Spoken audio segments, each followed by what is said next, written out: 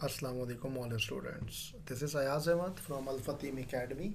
चलिए जी, हमारी आज की जो क्लास है वो है हमें ऐड करना है हमारी थीम के अंदर CSS and JavaScript and images.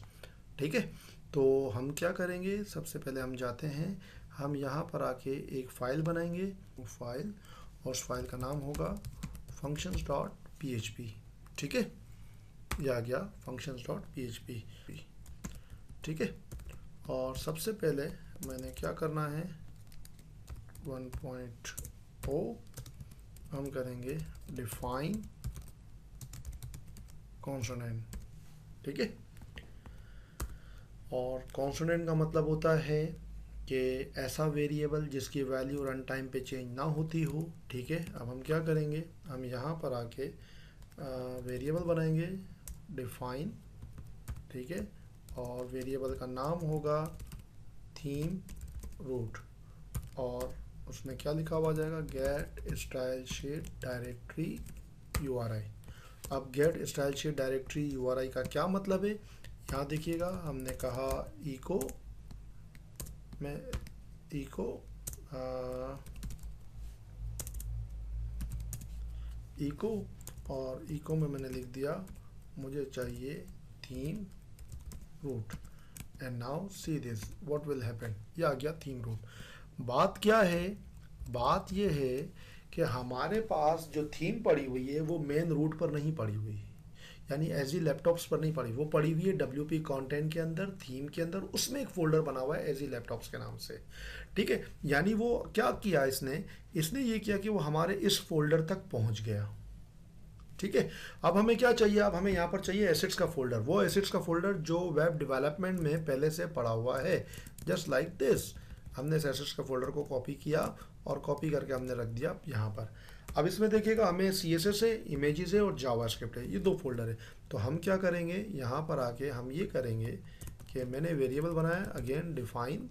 ठीक है, और डिफाइन के बाद मैंने लिख दिया STYLES स्टाइल्स, और स्टाइल्स के बाद मैंने जोड़ा थीम रूट, और थीम रूट के बाद मैंने यहाँ पर आके डिफाइन कर दिया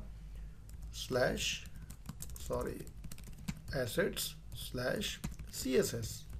ग्रेट, और अब मैंने यहाँ पर आके लिख दिया STYLES styles, and now see this क्या हुआ, एजी लैपटॉप एसेट्स CSS के फोल्डर तक पहुँच गया। इसी तरीके से मैंने स्टाइल्स के बाद कॉपी करके पेस्ट किया, मैंने दूसरा बनाया स्क्रिप्ट्स, और स्क्रिप्ट्स के लिए इसको हटा के मैंने लिखा JS, एंड नाउ देखिएगा ये पहुंच गया JS के फोल्डर तक। ठीक है, और फिर उसके बाद हमने दूसरा काम क्या किया, हमने दूसरा काम ये किया कि कॉपी एंड देन पेस्ट, और मैंने लिखा यहाँ पर आके इमेजेस, एंड यहाँ पर आके हम लिखेंगे images, and now see this, ये आ गया इमेजेस के फोल्डर तक। ठीक है, अब हमें क्या करना है, अब हमें कॉल करना है CSS और जावास्क्रिप्ट को। मैं इसको कॉपी कर रहा हूँ और कॉपी करके पेस्ट किया 1 की जगह पे 2.0, और यहाँ पर लिखा हुआ आ जाएगा load the custom styles and scripts. ठीक है, और फिर उसके बाद मैंने कहा इफ़ अगर फॉर एग्जाम्पल ना हो फंक्शन एग्जिस्ट, अगर फंक्शन बना हुआ ना हो, कौन सा, मैंने लिखा एजी लैपटॉप्स अंडरस्कोर स्क्रिप्ट्स। अगर ये फंक्शन बना हुआ नहीं है तो क्या करेगा, फंक्शन बना देगा किस नाम से, इस नाम से। और फिर इस फंक्शन को चलाने के लिए वर्डप्रेस ने बनाए हुक, तो हम यूज़ करेंगे एड एक्शन।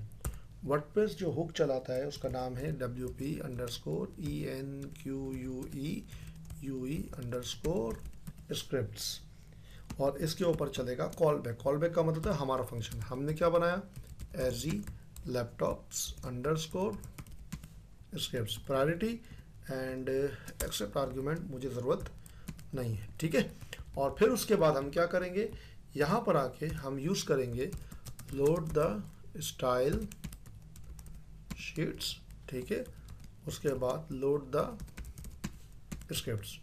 स्टाइल शीट को कॉल करने के लिए वर्डप्रेस कहता है कि आपको एक जुमला लिखना है जिसका नाम है WPENQUE इनक्वी अंडरस्कोर स्टाइल। ठीक है, उसने कहा सबसे पहले मुझे हैंडल का मतलब होता है स्टाइल शीट का नाम बताया जाए। अब हम क्या करेंगे, हम हमारे पास यहाँ पर आके चेक करते हैं कि हमारे पास कौन कौन सी स्टाइल शीट्स कॉल हो रही हैं। यहाँ देखिएगा, सबसे पहले हमारे पास जो कॉल हो रही है स्टाइल शीट, उसका जो नाम है वो है फॉन्ट ऑसम। ठीक है, तो हम क्या करेंगे, यहाँ नाम लिखा फॉन्ट ऑसम। उसने कहा सोर्स कहाँ है, हमने कहा सोर्स है, आपको क्या लिखना है STYLES स्टाइल्स और डॉट लगा के जोड़ देगा। ठीक है, एंड नाउ डॉट लगा के जब जोड़ेगा तो क्या करना है हमें, यहाँ पर आके हमने लिखना है स्लैश और फाइल का नाम क्या है fontawesome.css। Copy and now paste. ठीक है, उसके बाद हम लोगों ने क्या किया, डॉट लगा के स्टाइल्स, क्या नाम लिखा था हमने STYLES, यही लिखा है STYLES। ठीक है, स्टाइल्स, और हमने कहा स्लैश फॉन्ट ऑसम। उसने कहा क्या ये इसकी डिपेंडेंसीज है, हमने कहा नल, कोई डिपेंडेंसीज नहीं है। कोई वर्जन, हमने कहा कोई वर्जन नहीं है, हमने कहा नल। उसने कहा कोई मीडिया, हमने कहा मीडिया भी नहीं है, नल। एंड नाउ सी दिस, हमने स्टाइल शीट को कॉल किया फॉन्ट ऑसम को, हमारी वेबसाइट पर देखते हैं। ओह वाओ, मिल गया उसको CSS फॉन्ट ऑसम की। ठीक है, इसी तरीके से अब हम देखिए, जरा मैं एक बात समझा दूं आपको, अगर हम थीम रूट का या स्टाइल स्क्रिप्ट्स का ये नहीं बनाते तो हमें क्या करना पड़ता, हमें इस तरीके से काम करना पड़ता। हम यहाँ पर आके बार बार लिखते get style sheet directory URI, और फिर उसके बाद हमें लिखना पड़ता एसेट्स में CSS और CSS में फॉन्ट ऑसम। तो मैंने क्या किया कि यार ये लफ्ज़ मुझे बार बार लिखना पड़ेगा। मिसाल के तौर पे मेरी 5 CSS की फाइलें हैं या 50 CSS की फाइलें या 25 फाइलें हैं मिसाल के तौर पे, या जावास्क्रिप्ट की 5-10 फाइलें, 50 फाइलें, तो मैं ये लफ्ज़ बार बार क्यों लिखूं। तो मैंने क्या किया, मैंने एक वेरिएबल बना दिया कॉन्स्ट वेरिएबल, जिसकी वैल्यू चेंज नहीं होगी। और मैंने क्या किया, स्टाइल के साथ मैंने फोल्डर्स को सेट कर दिया। ठीक है, अगर आप इस तरीके से लेके चलते हैं तब भी वेल एंड ओके है, आप इस तरीके से लेके चलें जैसे दुनिया चलती है, लेकिन मेरा अपना एक तरीक़ेकार है। मैं क्या करता हूँ, मैं यहाँ पर आके लिखता हूँ स्टाइल्स। ठीक है, और उसके बाद फॉन्ट ऑसम, एंड देन ये हो गया, छोटा सा नाम हो गया स्टाइल्स का, मुझे लंबी चौड़ी कहानी लिखने की ज़रूरत नहीं है। एंड नाउ सी दिस, ठीक हो गया। अच्छा जी, फिर उसके बाद मैंने इस पूरी लाइन को कॉपी किया एंड देन पेस्ट किया, और दूसरी जो फाइल है मेरे पास उसका नाम है बूटस्ट्रैप CSS। ठीक है, तो मैंने क्या किया, मैंने कहा बूटस्ट्रैप CSS, कॉपी करेंगे एंड नाउ यहाँ पर आके मैंने लिख दिया बूटस्ट्रैप स्टाइल्स, और फाइल का जो नाम होगा वो है bootstrap CSS, null and null. ठीक है, सेव करेंगे एंड नाउ सी दिस, जितना काम बूटस्ट्रैप के अंदर था वो सारा का सारा काम उसने सेट कर दिया बूटस्ट्रैप का। ठीक है, दूसरी CSS मिल गई। उसके बाद हमारे पास है तीसरी CSS जिसका नाम था फ्लैक्स स्लाइडर। मैंने Ctrl+D, मैंने लिखा फ्लैक्स स्लाइडर। यहाँ देखिएगा, यहाँ पे देखिएगा गौर से, ये लिखा हुआ आ रहा है हमारे पास फ्लैक्स स्लाइडर। ठीक है, मैंने भी लिखा फ्लैक्स स्लाइडर। फ्लैक्स स्लाइडर के बाद मैंने क्या किया, दोबारा कॉपी किया and then paste. Flex slider के बाद है दूसरी जो चीज़ है, इसका नाम है मेन। यहाँ देखिएगा हमने मेन CSS लिखी and now see this, main CSS में जो जो चीज़ें सेट थी वो भी आ गया। उसके बाद हमारे पास एक और CSS की फाइल है, my mistake, escape, copy and then paste, उसका नाम है कस्टम, और यहाँ पर आके हम लिखेंगे custom.css एंड नाउ रिफ्रेश, ये कस्टम CSS की सारी फाइल्स मिल गई उसको। ठीक है, अब हमें क्या करना है, स्टाइल्स के बाद हमें क्या करना है, हमें करना है, इसको मैं एंटर कर रहा हूँ, इसको मैं एंटर कर रहा हूँ। अब हमें यूज़ करना है स्क्रिप्ट। हमने कहा WP_script, WP_script। स्क्रिप्ट में अब हमें फाइल देखनी है। हम डाउन साइड पर जाते हैं सबसे पहले, और यहाँ देखिएगा हमारे पास जो फाइल है वो jQuery, थोड़ा सा बड़ा करता हूँ ताकि आपको नज़र आए। ठीक है, नाउ सी दिस jQuery की फाइल को लोड करने की ज़रूरत नहीं है। जब आप वर्डप्रेस इंस्टॉल करते हैं jQuery खुद ब खुद इंस्टॉल्ड होता है उसके पास, इसलिए हमें यूज़ करने की ज़रूरत नहीं है, उसको कॉल करने की ज़रूरत नहीं है। अब इसके बाद जो दूसरी चीज़ है वो है bootstrap.js। ठीक है, तो अब हम क्या करेंगे, bootstrap.js plugins और jQuery Flex Slider को कॉल करते हैं। तो कैसे, हमने इसको कहा सबसे पहले ये जो फाइल कॉल हो रही है इसका नाम है bootstrap, हमने लिखा bootstrap सोर्स, हमने सोर्स अभी एक वेरिएबल बनाया था जिसका नाम था scripts स्क्रिप्ट्स और डॉट लगा के जोड़ देगा स्लैश, नाम क्या है bootstrap.js, हमने लिखा bootstrap.js। क्या ये फाइल डिपेंडेंट है, चूंकि ये लेआउट बना हुआ है bootstrap 3 के ऊपर, तो bootstrap 3 डिपेंडेंट थी jQuery के ऊपर, तो मैंने यहाँ पर आके लिख दिया jQuery कि जब तक jQuery नहीं होगी तब तक ये फाइल नहीं चलेगी, ये डिपेंडेंट है। उसके बाद उसने कहा कि इसका कोई वर्जन है, हमने कहा नल, कोई वर्जन नहीं है। क्या आपको ये फूटर में चाहिए, हाँ या ना, हमने कहा यस, मुझे ये फाइल फूटर में चाहिए, ये हो गया true, copy and then paste.